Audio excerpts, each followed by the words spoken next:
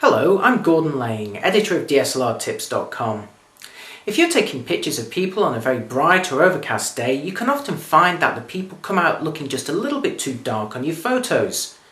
That's because the camera is normally fooled by that bright background and reduces its exposure to compensate. So the result is a perfectly exposed background but underexposed people in the foreground. Luckily, the solution to this is very simple, and it involves using your flash. And in this workshop, I'll show you everything you need to know. This photo was taken on an overcast day with a very bright background. Since this background occupied such a large amount of the photo though, the camera's automatic settings have given it priority. So they've set the exposure for the background and not the person in the foreground.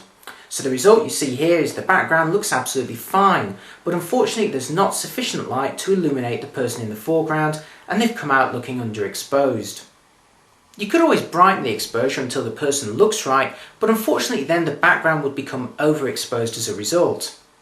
Luckily though, there is a way to brighten up the person without affecting the background, and that involves using your flash. Built-in flashes generally have a range of a few meters, which makes them perfect for providing a short-range boost to people in the foreground while not affecting anything in the background at all. Since most flashes won't go off by themselves during daylight conditions though, you'll need to set it to fire manually. Here's how that works in practice. To make sure your flash goes off regardless of the conditions, you'll need to pop it open. On some DSLRs there'll be a button labelled with a lightning symbol that you'll need to press. On others you'll actually lift the flash unit yourself. Check your manual for details. Note that some models like this Canon DSLR though won't let you manually pop up the flash while they're in their fully automatic modes. So turn the command dial from the green rectangle to P for program mode.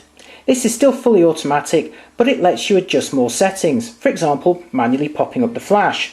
So to do that, simply press the button labelled with the lightning symbol. With the flash opened, it will go off regardless of the conditions, providing a boost to anything nearby while not affecting the background.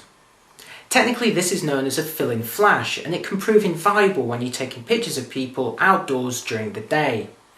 The best part is that on most modern cameras it's also a completely automatic process.